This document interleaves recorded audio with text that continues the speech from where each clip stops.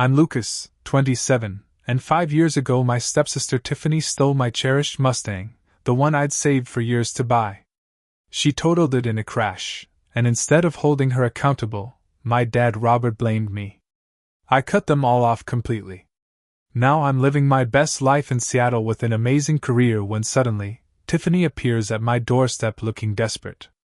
Want to know how I turned the tables on the people who betrayed me? Let me tell you about the day my life fell apart, and how I rebuilt it into something they'd all come to envy. Before I start, where are you watching from today? Hit that like button and subscribe to see more stories of sweet justice served. My story really begins when I was 16. My mom Sarah was diagnosed with stage 4 lung cancer, and within 8 months she was gone. Those months watching her fade away were the hardest of my life. We had always been close. She taught me to play guitar, encouraged my interest in classic cars, and was the one person who truly understood me. Her absence left a gaping hole in my life that nothing could fill. Dad took it hard too, but differently. Robert was always more practical than emotional. He grieved by throwing himself into work, staying late at his construction company, and leaving me alone in a house that felt emptier by the day. I understood he was hurting, but so was I, and I needed a parent more than ever. Just 18 months after Mom died, Dad announced he was remarrying. Karen seemed nice enough at first. She laughed at his jokes, cooked great meals, and tried to connect with me. I appreciated her efforts, even if I wasn't ready for a new mother figure. But then came Tiffany, her 17-year-old daughter, and everything changed. From day one, Tiffany acted like she owned our house. She commandeered the bathroom we shared, leaving her makeup scattered everywhere. She played loud music late at night when I was trying to sleep before early shifts. But what really got to me was how she took my things without asking, my laptop to check something real quick, cash from my wallet for emergencies, even my mother's vintage record collection to show her friends. Dad, I can't find Mom's records, I told him one Sunday morning, panic rising in my chest. Those records were irreplaceable. Mom had collected them since she was a teenager. I'm sure they're around somewhere, he said, barely looking up from his newspaper. Don't make a big deal about it. When I confronted Tiffany, she rolled her eyes. Chill out, I just borrowed them for my friend's party. They're in my car. When she finally returned them, 2 were missing and 1 was cracked. Dad told me to be more understanding. We're all adjusting to being a family, he said. Tiffany's trying. But she wasn't trying. She was taking advantage, and Dad enabled her at every turn. If I complained about something she did, I was not being welcoming. If she broke something of mine, it was just an accident. Meanwhile, Karen backed her daughter unconditionally, and together they formed an alliance that gradually pushed me to the margins of my own home. I realized I needed to become independent fast. I was already working part-time at a local hardware store while taking classes at the community college, but I added 2 more jobs, evening shifts at a restaurant and weekend work washing cars at a dealership. I was exhausted, but every dollar brought me closer to freedom. My girlfriend Emma was my rock during this time. We'd been together since high school, and she understood what I was going through. Her parents even offered their guest room, but I was determined to make it on my own. You're working yourself to death, Emma said one night as I dozed off during our movie date. This isn't sustainable, Lucas.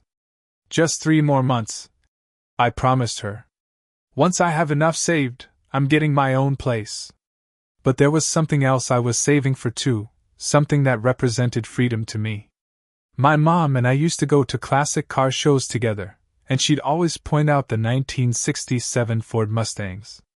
That's American craftsmanship, she'd say, eyes lighting up. Someday you'll have one of your own. After 2 years of saving every penny, working holidays and doubles, I finally had enough. I found a 1967 Mustang in need of some work but with a solid frame and engine.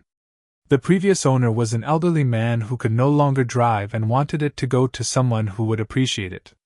When I told him about my mom, he knocked $2,000 off the asking price. I spent weekends restoring that car, replacing upholstery, fixing minor rust spots, tuning the engine until it purred. Every hour I worked on it, I felt closer to Mom. When I finally took it for a proper drive, windows down, engine rumbling beneath me, I swear I could feel her in the passenger seat, smiling. Dad barely noticed my accomplishment. "Nice car," he said once, then went back to helping Tiffany plan her college schedule. She was enrolling in the state university, and Dad was covering her tuition, room, and board, plus a monthly allowance. Meanwhile, I was working 3 jobs to pay for my own community college classes. "It's different," Dad explained when I pointed out the disparity. "Tiffany's mother and I want to give her a fresh start. You've always been so independent, Lucas." Independent by necessity, not choice. But arguing was pointless. I focused on my plan, finish my associate's degree, save enough for a security deposit and first month's rent, and get out. 3 more months. Then came the night that changed everything. April 12th was unusually busy at Riverside Restaurant where I worked evenings.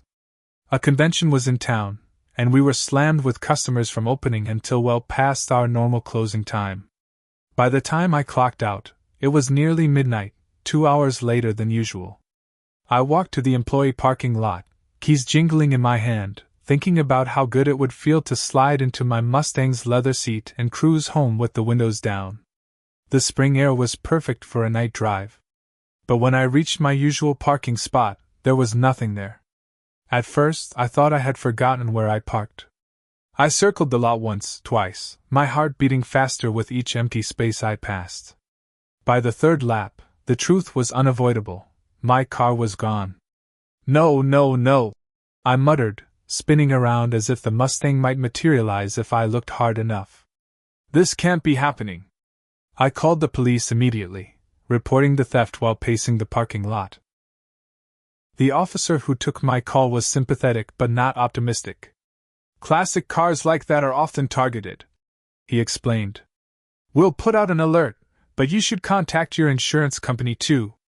I was about to call Emma for a ride when my phone rang, an unknown number. "Is this Lucas Mitchell?" a woman's voice asked. "Yes, that's me. This is Nurse Peterson at Mercy General Hospital. We have a Tiffany Walsh here who was in a car accident. Your contact information was in her phone." My blood ran cold. "What kind of car was she driving?" A pause. "A Ford Mustang, I believe. Older model." I almost dropped the phone. "I'll be right there." The taxi ride to the hospital was the longest 20 minutes of my life. My mind raced with possibilities, each worse than the last. Had she stolen my keys? Had she hot-wired it? Was she hurt? Was anyone else hurt? When I arrived at the ER, I spotted Tiffany immediately. She sat on an exam bed, a bandage on her forehead and tears streaking her mascara. Beside her, looking considerably worse, was her boyfriend Jason, the one Dad never liked because he had a bad attitude. Now I understood why. "Lucas!" Tiffany cried when she saw me. "Thank God you're here. Where's my car?" I demanded, ignoring her outstretched arms. Her face crumpled. "I'm sorry, I just needed to borrow it for a few hours. Jason's car wouldn't start, and we needed to get to Allison's party, and your keys were on the hook by the door." "Where is my car?" I repeated, my voice dangerously quiet. A doctor approached, clipboard in hand. "Are you family?" "I'm her stepbrother. She stole my car tonight." The doctor's expression shifted slightly. "I see. Well, Ms. Walsh has a mild concussion and some lacerations from the airbag deployment. Mr. Reeves here has a broken arm and facial lacerations. They're both very lucky, considering the state of the vehicle." "What state is that exactly?" He hesitated. "Perhaps you should speak with the police officer outside. He has the accident report."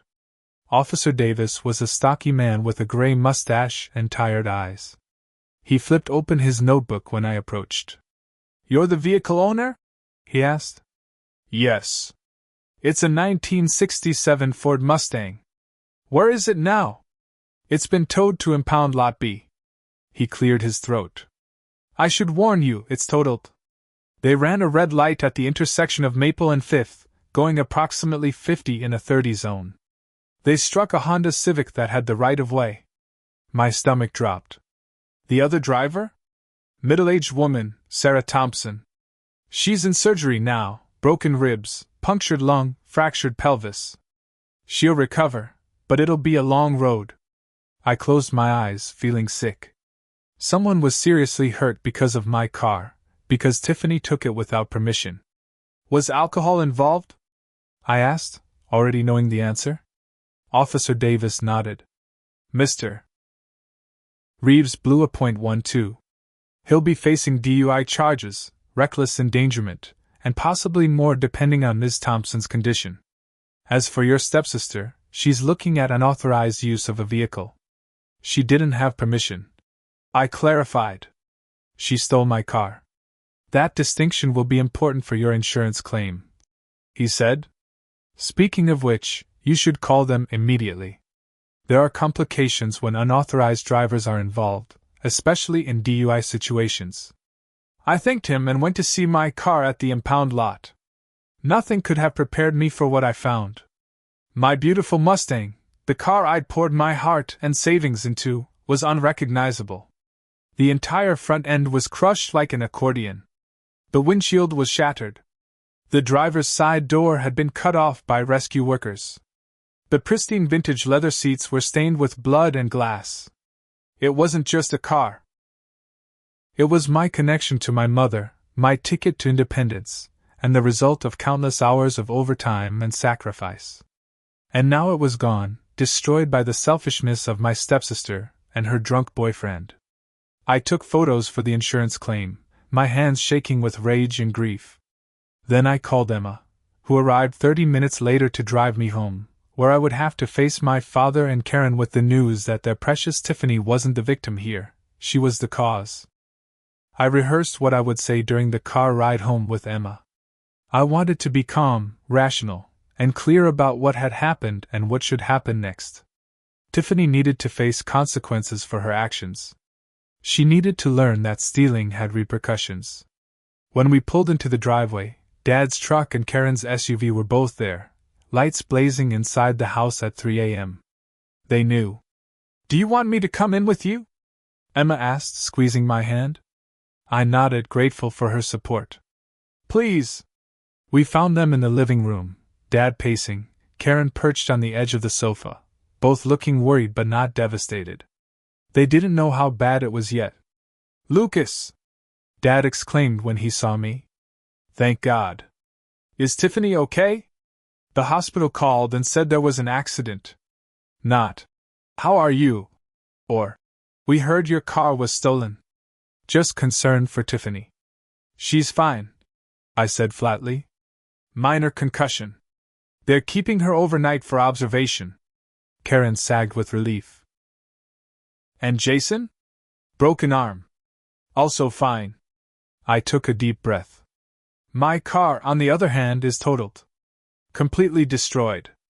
And they seriously injured a woman who's now in surgery. Dad's expression flickered, concern, then something like annoyance. The important thing is that Tiffany's okay. Cars can be replaced. I stared at him, wondering if I'd heard correctly. Dad, she stole my car. She let her drunk boyfriend drive it. They ran a red light and hit someone. Do you understand what I'm saying? I understand you're upset, he said in the placating tone I'd grown to hate. But it was an accident. Tiffany didn't mean for any of this to happen. An accident? I echoed. Dad, taking my car without permission wasn't an accident. It was theft. Karen stood up, arms crossed. That's a harsh word to use about family, don't you think? She borrowed it. Without asking. Without permission. That's the definition of stealing. I insisted, feeling my calm resolve cracking. She's your sister, Dad said, as if that excused everything. Stepsister, I corrected. And that doesn't give her the right to take my property. See, this is exactly the problem, Karen interjected. You've never accepted Tiffany as family. Always keeping score, always holding her at arm's length. I couldn't believe what I was hearing. This isn't about family dynamics. This is about respect for other people's property and taking responsibility for your actions. Dad sighed heavily, running a hand through his thinning hair. What do you want us to say, Lucas? That we're going to throw Tiffany under the bus? She made a mistake. A big one, yes, but still just a mistake. She's only 22. Her whole life is ahead of her. And what about my life? I demanded. That car represented 2 years of working 3 jobs. It was my only valuable possession. Not to mention it connected me to Mom. At the mention of my mother, Dad's expression hardened. Don't bring Sarah into this. This situation is difficult enough. Emma, who had been silently supportive beside me, spoke up. Mr. Mitchell, with all due respect, Lucas has every right to be upset. His property was taken without permission and destroyed. That would be devastating for anyone. Dad barely glanced at her. This is a family matter, Emma. Emma is more family to me than either of you right now. I shot back. Karen gasped. That's a terrible thing to say after all we've done for you. What exactly have you done for me? Since you two got married, I've been working to support myself while you pay for everything for Tiffany. College tuition, car insurance, allowance. Meanwhile, I'm working myself to exhaustion just to afford community college classes. That's different. Dad insisted. Tiffany needed. What about what I need? I interrupted. I need accountability. I need Tiffany to face consequences for once in her life. Dad and Karen exchanged glances. We understand you're upset, Dad said carefully. And we'll help with the insurance deductible. The deductible? I laughed bitterly. Dad, do you have any idea what this means for my insurance? They won't cover the full value of a classic car like that. And because an unauthorized driver was behind the wheel, they might not cover much at all. I'm sure it won't be that bad, Karen said dismissively. Robert knows Howard Jenkins from the golf club. He's an insurance attorney. He can help smooth things over. I stared at them, realization dawning. You've already talked to him, haven't you? You're more concerned about protecting Tiffany from consequences than about what happened to me or that innocent woman in the hospital. Dad at least had the decency to look uncomfortable. I'm trying to protect both of you. If this goes badly, Tiffany could face serious charges. Her future could be affected. Maybe it should be. I exploded. Maybe she needs to learn that actions have consequences. And what about Jason? Karen demanded. This is really his fault. He was driving. Because Tiffany gave him the keys to my car that she stole. Enough! Dad shouted, his patience snapping. I won't have this conversation while you're being irrational. We'll discuss this tomorrow when everyone's calmer. Emma squeezed my arm in warning, but I was beyond caring. Irrational? My car is destroyed, a woman is fighting for her life in surgery, and you're calling me irrational? Lucas, Dad said in a warning tone, I understand you're upset about the car. But at the end of the day, it's just a material possession. Family is what matters. Those words hit me like a physical blow. Just a material possession. The car I'd sacrificed everything for. The last connection to my mother. The symbol of my independence. Just a material possession. But I wasn't just a son to him. I was just a stepson now. You know what, Dad? You're right about one thing. Family is what matters. I looked him straight in the eye. And you've made it crystal clear that I'm not your family anymore. Tiffany is. So congratulations on your new family. I'm out. I turned to leave, Emma right beside me. Don't be dramatic, Lucas. Karen called after me. Where are you going to go? I didn't bother answering. I just kept walking, up the stairs to my room, where I pulled out my duffel bag and started packing everything I couldn't bear to leave behind. Behind me, I heard Dad's heavy footsteps on the stairs. Lucas, stop this nonsense right now. You can't just leave. I continued packing. Watch me. If you walk out that door, don't expect me to keep paying your college tuition," he threatened. I turned to face him, laughing without humor. "Dad, you haven't contributed a dime to my education since you married Karen. I've been paying for everything myself." "That's not true," he protested, but weakly. "When's the last time you looked at a bill from my school? When's the last time you asked how I was doing in my classes or if I needed anything?" I zipped up my bag. "You don't even know what I'm studying anymore, do you?" His silence was answer enough. "I'm getting my associate's degree in business administration," I told him. 3.8 GPA despite working 3 jobs. "Not that you ever asked?" I brushed past him, duffel bag over my shoulder, guitar case in my hand, heading for the stairs. "Lucas, please," he said, his voice softer now. "Let's talk about this tomorrow. Don't make a decision you'll regret." I paused at the top of the stairs. "The only thing I regret is not doing this sooner. I'll be back for the rest of my things when you're at work." As Emma and I walked to her car, I heard Karen's voice from the doorway. "He'll be back when he calms down. Where else can he go?" They had no idea that I'd been planning my escape for months. They had no idea who I really was or what I was capable of. And soon, they wouldn't know anything about me at all. Emma's parents welcomed me with open arms, setting up their guest room without a single question about how long I'd be staying. They'd always treated me like family, more than my own father did these days. "Stay as long as you need," Emma's mom Patricia told me, setting fresh towels on the bed. "We're happy to have you." But I couldn't impose on them indefinitely. The next morning, I called my best friend Tyler, who shared an apartment with 2 other guys near campus. "Dude, that's messed up," he said after I explained everything. "Our couch is yours until you figure things out." The following day, I returned to my father's house as planned. During hours I knew everyone would be gone.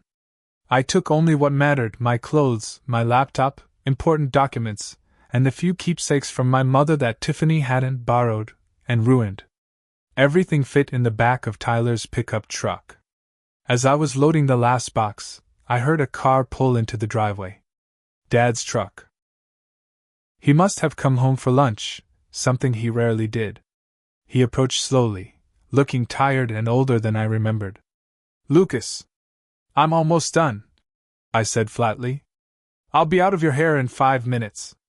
"That's not why I'm here," he sighed. "Can we talk? Please?" Against my better judgment, I agreed, following him into the kitchen where we'd shared countless meals before everything fell apart. "I spoke with Tiffany this morning," he began. "She's very sorry about what happened. Did she tell you that, or are you just assuming?" He ignored my question. "The insurance company called. Because Tiffany took the car without permission and because of Jason's DUI, they're only offering a fraction of its value." "I'm aware. I spoke with them yesterday. I'd like to help make up the difference," he offered. "Not the full amount, but enough to get you a reliable used car." I stared at him. "So that's your solution? Throw money at the problem and hope it goes away?" "I'm trying to make things right," he insisted. "Making things right would be holding Tiffany accountable. Making things right would be acknowledging that she stole from me and that her actions hurt an innocent person. Making things right would be treating me with the same consideration you show her." Dad's jaw tightened. "Tiffany is devastated. She's traumatized by the accident. An accident she caused. She's family, Lucas." "And what am I?"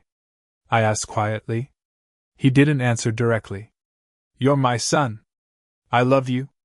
But you've always been independent, always handled things on your own. Tiffany needs more support. No, Tiffany needs consequences. What she's getting is a bailout, again. That's not fair. None of this is fair, Dad. But you've made your choice clear. Tiffany comes first, no matter what she does." He slammed his hand on the counter. "That's not true. But I can't throw her to the wolves over a mistake." "A mistake?" I echoed. "Dad, she stole my car. Her boyfriend drove drunk and seriously injured someone. That's not a mistake. That's a series of deliberate, selfish choices. What do you want me to do? He demanded. Turn my back on her? No. I want you to be her father, not her enabler. I want you to teach her that actions have consequences. Like you're teaching me by walking out? He challenged.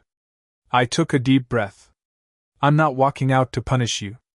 I'm leaving because I've finally accepted that this isn't my home anymore. It hasn't been since you married Karen. That's not true. He protested, but his eyes told a different story. It is true. And you know it. I picked up my last box. I don't expect you to choose me over Tiffany. But I expected you to be fair, to see what was happening. You failed at that, Dad? Lucas, please. I'm done, I said quietly. Don't call me. Don't try to contact me. When you're ready to acknowledge the truth about Tiffany and what you've allowed her to become, maybe we can talk. Until then, I'm better off without this family. You don't mean that, he said, following me to the door. You're angry now, but you'll cool off. I turned to face him one last time. I've never been clearer about anything in my life. Goodbye, Dad. As I drove away with Tyler, I did something that felt both terrifying and liberating. I blocked my father's number, Karen's number, and Tiffany's number. Then I deleted my social media accounts and created new ones under a slightly different name, visible only to trusted friends. I had 5 finals to complete, 2 jobs to maintain, and a life to rebuild. I didn't have time for their drama anymore.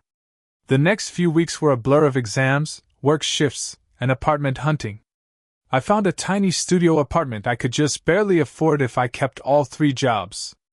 It wasn't much, but it was mine. No one could take it from me, and no one could blame me for what happened there. Graduation came in June. Emma, Tyler, and his roommates cheered from the audience as I received my associate's degree. No one from my family was there, though I'd sent my father an invitation out of some lingering sense of obligation. I wasn't surprised when he didn't show. What did surprise me was the job offer that came 2 weeks later, a junior business analyst position at a tech company in Seattle. The pay was good, the benefits better, and it was 3,000 miles away from the ruins of my family. I accepted immediately. The night before I left for Seattle, Emma and I had a difficult conversation. She still had a year left at the local university, and neither of us wanted a long-distance relationship. I love you, she said, tears in her eyes. But I think we both need to focus on building our own lives right now. It hurt, but she was right. We promised to stay friends, and unlike the promises my father had made over the years, this one we kept. As my plane took off, carrying me toward a new life in Seattle, I felt a weight lifting. For the first time in years I was free from the constant disappointment, free from being the family scapegoat, free from watching Tiffany destroy things without consequences. I was finally free to become the person I wanted to be, not the person they tried to make me. Seattle welcomed me with its famous rain and equally famous coffee. My studio apartment was small but modern, with a view of the city that took my breath away. On clear days, I could see Mount Rainier in the distance, snow-capped and majestic. I started at TechFuture as a junior business analyst, working directly under Michael Collins, a brilliant, no-nonsense manager who quickly became a mentor. Unlike my father, Michael noticed hard work and rewarded it. "You've got potential, Lucas," he told me during my 6-month review. "I'm impressed with how quickly you've picked things up." That first year, I focused entirely on work and building a new support system.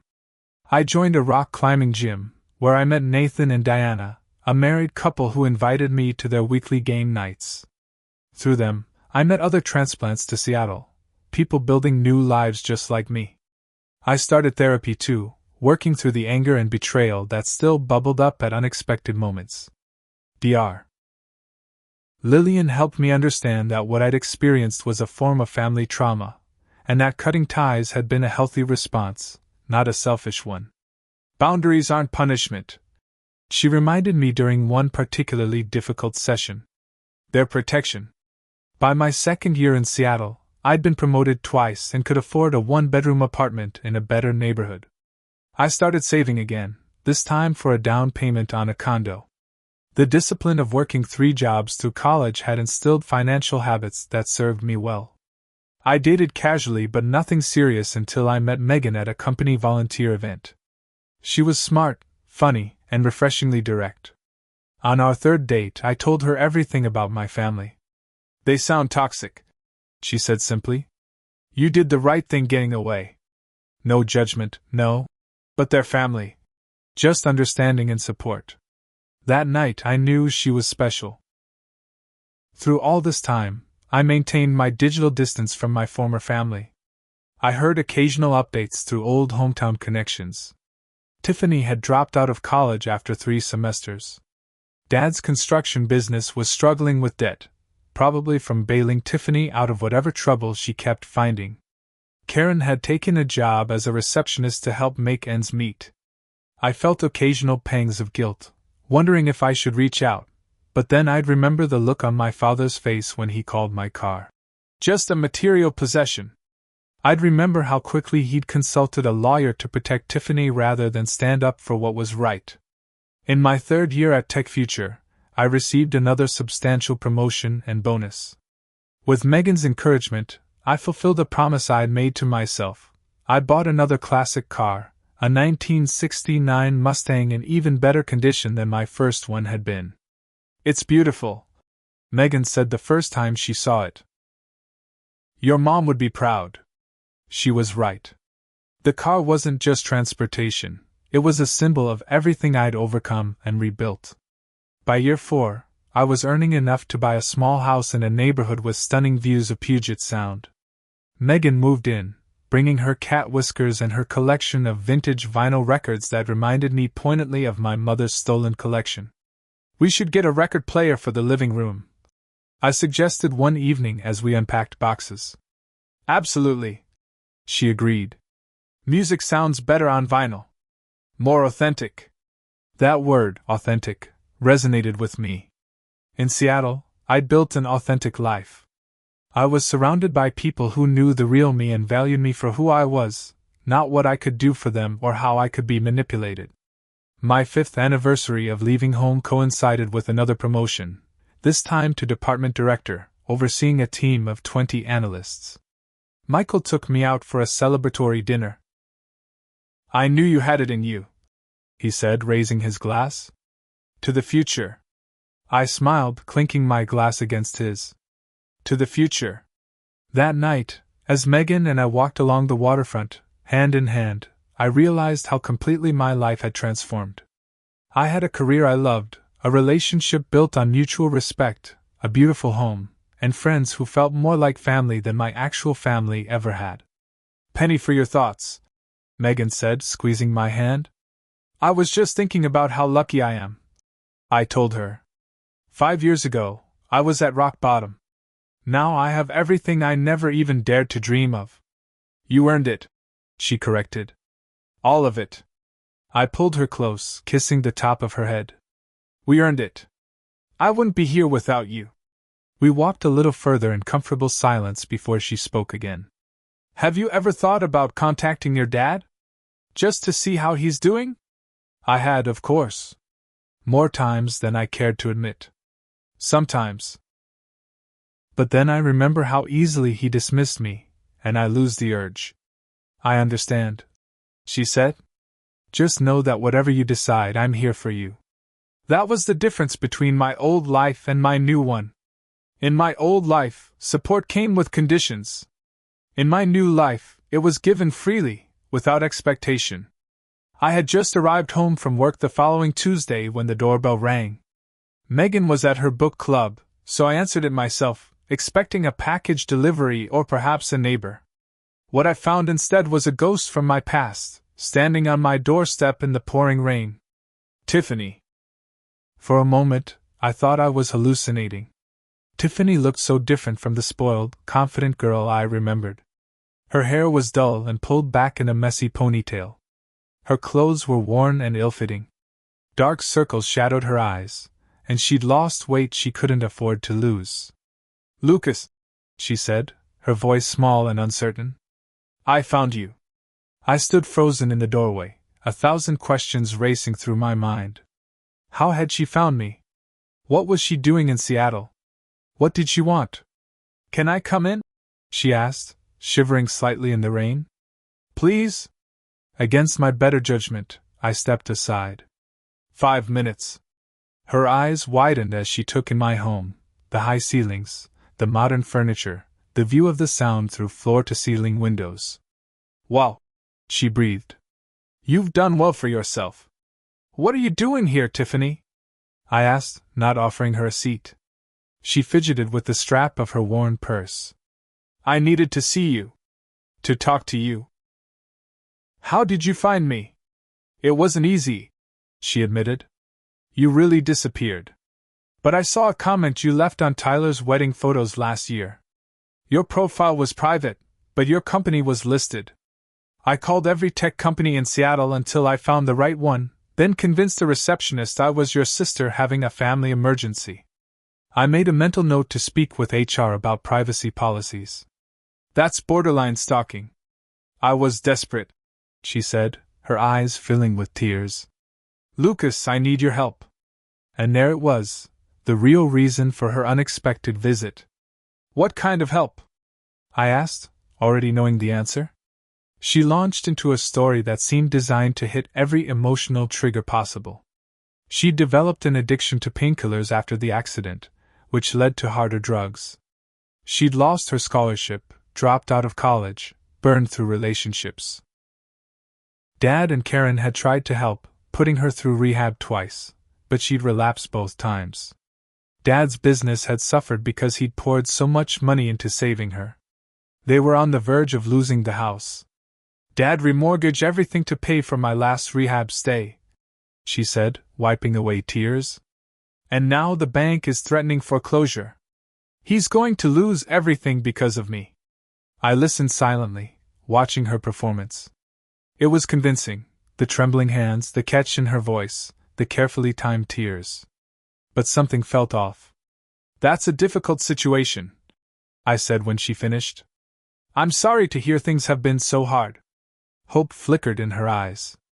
"So you'll help us?"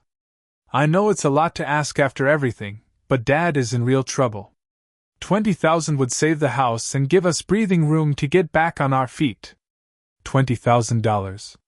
That was what my car had been worth, the car she had stolen and her boyfriend had destroyed. The coincidence wasn't lost on me. "Where is Dad now?" I asked casually. "At home, trying to work out a payment plan with the bank." She leaned forward. "He doesn't know I'm here. I wanted to surprise him with good news." Something about that didn't ring true. My father was proud to a fault. He'd never have approved of Tiffany begging me for money, no matter how desperate things were. "And you're clean now?" I asked. She nodded quickly. 6 months sober. "It's been hard, but I'm committed this time." As she spoke, my phone buzzed with a text from Tyler. "Urgent, your stepsister contacted me looking for you. She's been asking everyone for money. Says different stories to different people. Be careful." I set my phone down, pieces falling into place. "That's interesting, because Tyler just told me you've been contacting all my old friends asking for money with different stories." Her expression faltered. "That's not true. I only reached out to find you."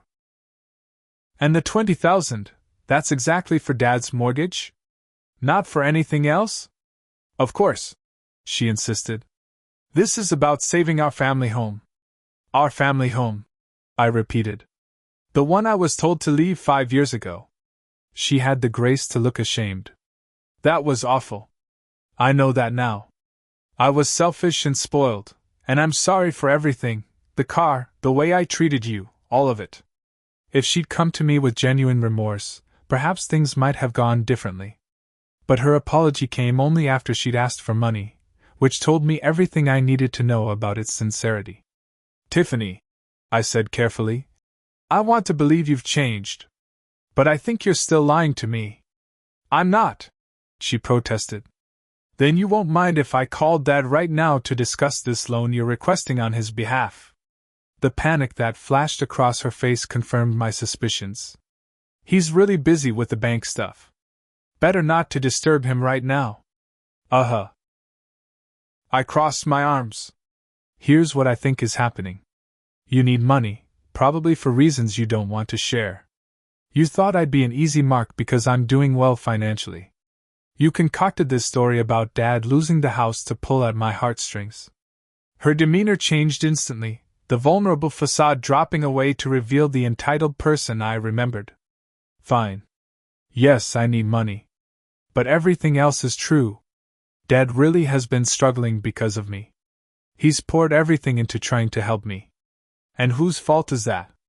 I asked quietly. You think I don't know I've messed up? She snapped. You think I like asking my holier-than-thou stepbrother for help? You've always thought you were better than me, and now look at you, with your fancy house and your perfect life, judging me for my mistakes. I don't think I'm better than you, Tiffany. I just made different choices.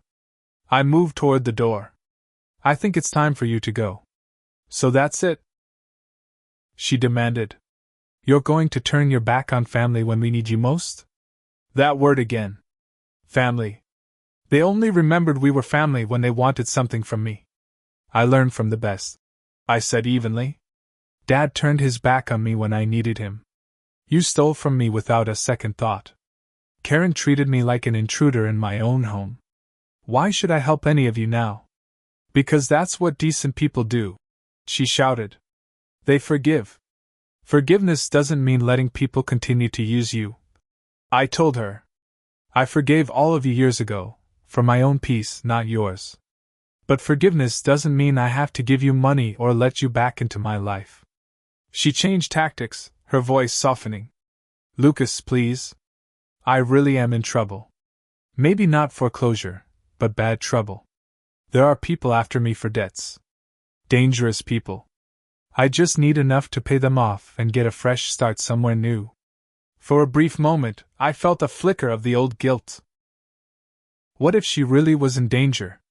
What if something happened to her because I refused to help? Then I remembered Dr. Lillian's words. Enabling isn't helping. Real help means supporting healthy choices, not financing destructive ones. I can't give you money, I said firmly. But I can offer real help. I know an excellent rehabilitation center here in Seattle. I can make a call, get you admitted. I also have contacts at a few companies willing to hire people in recovery. Once you're stable, I could help you find a job, a fresh start. Her face contorted with anger. I don't need rehab. I need cash. Then I can't help you. You self-righteous jerk. She spat. You think you're so perfect? You abandoned your family when things got tough. Dad was devastated when you left. He tried to find you for months. That was news to me. If he was so devastated, he could have called. My number never changed. He did call. You blocked him. She was right about that. I had blocked him in the heat of anger. And he gave up after one try? Never sent an email, a letter? Never asked any of my friends? Her silence was telling. That's what I thought, I said quietly. The offer of real help stands. Money isn't an option. Keep your charity, she sneered. I'll figure it out myself, just like I always do. By manipulating people and telling lies? I asked. How's that working out for you so far? She grabbed her purse and stormed toward the door. You'll regret this, Lucas. When you read about me in the news because something terrible happened, you'll wish you'd helped when you had the chance. That's emotional blackmail, Tiffany. It doesn't work on me anymore.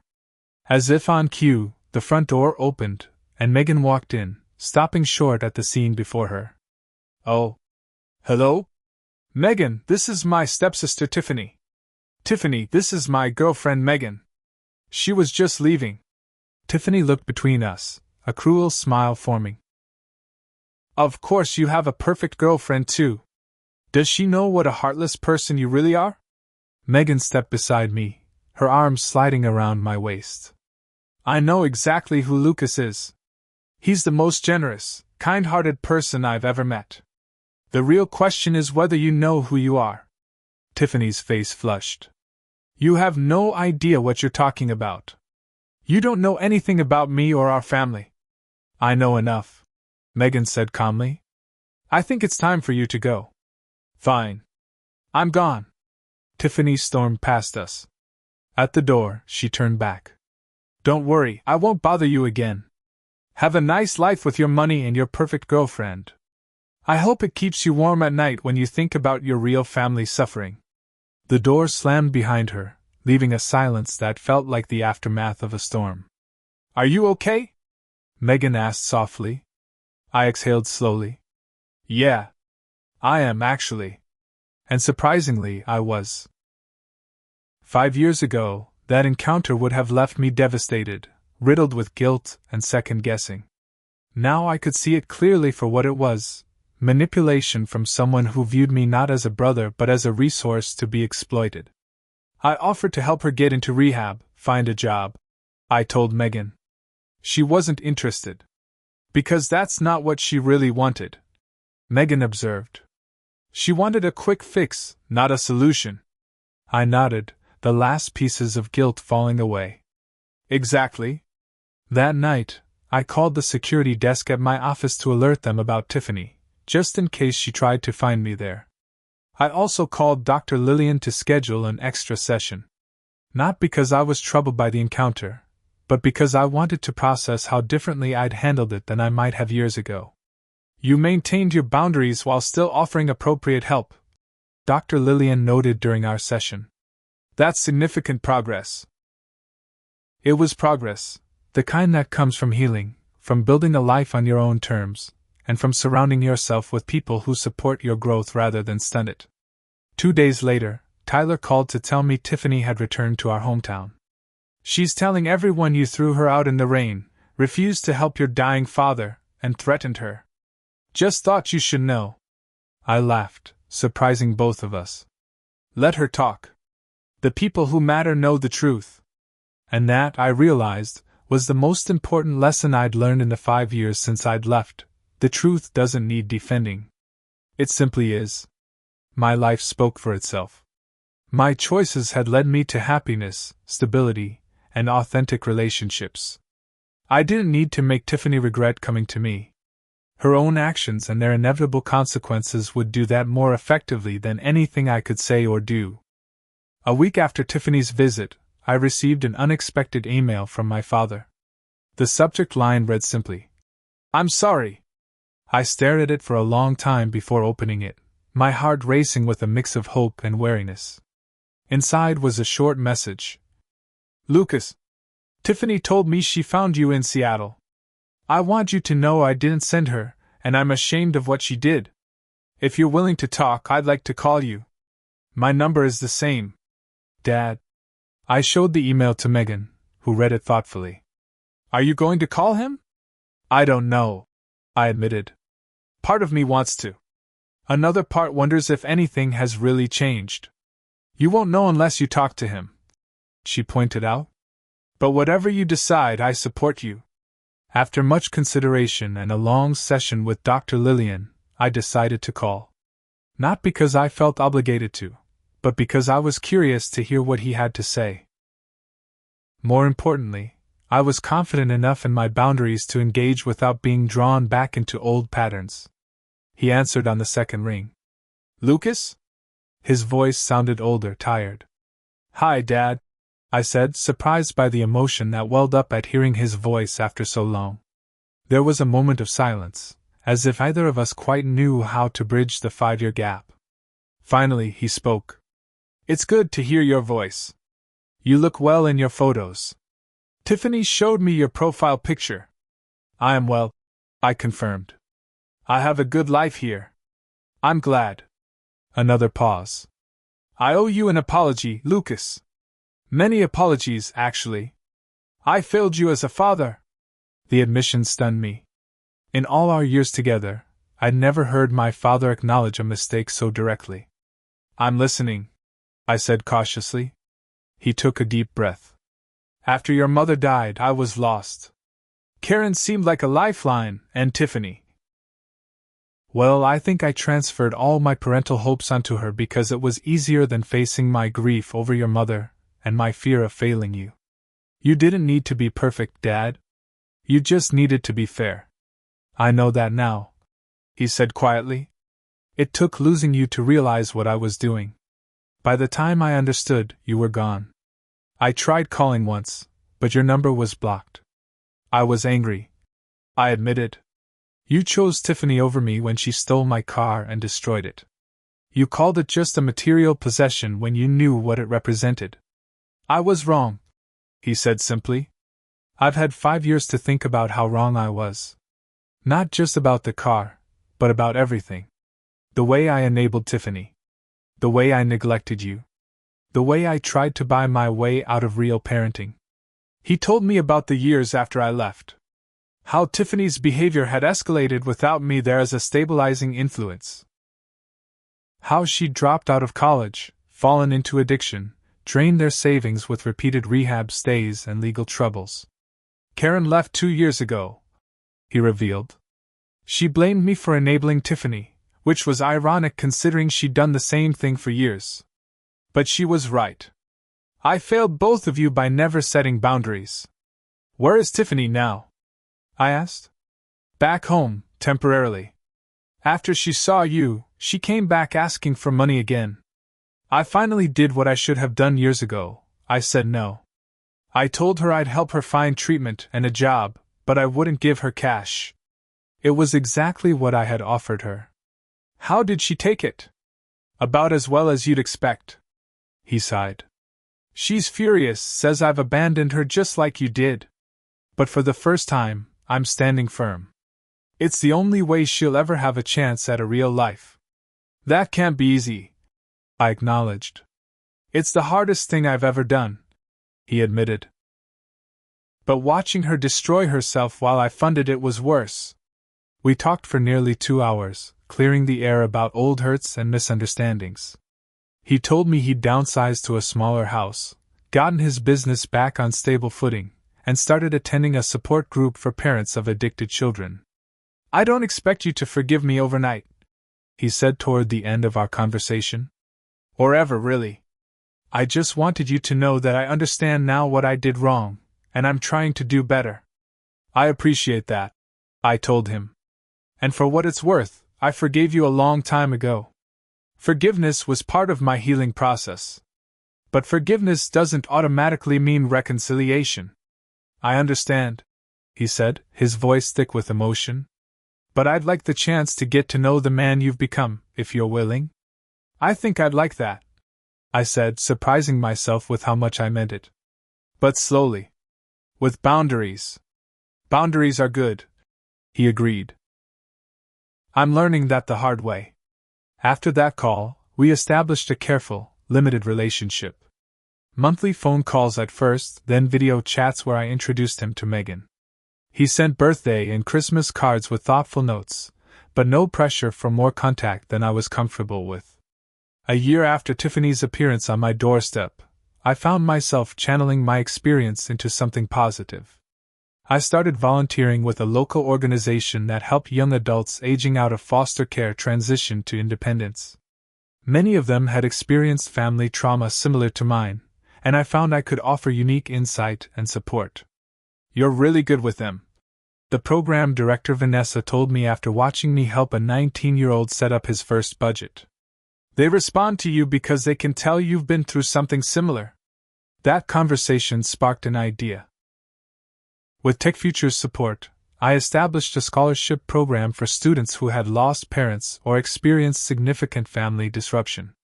The scholarship covered not just tuition but also mentorship, internship opportunities, and life skills training.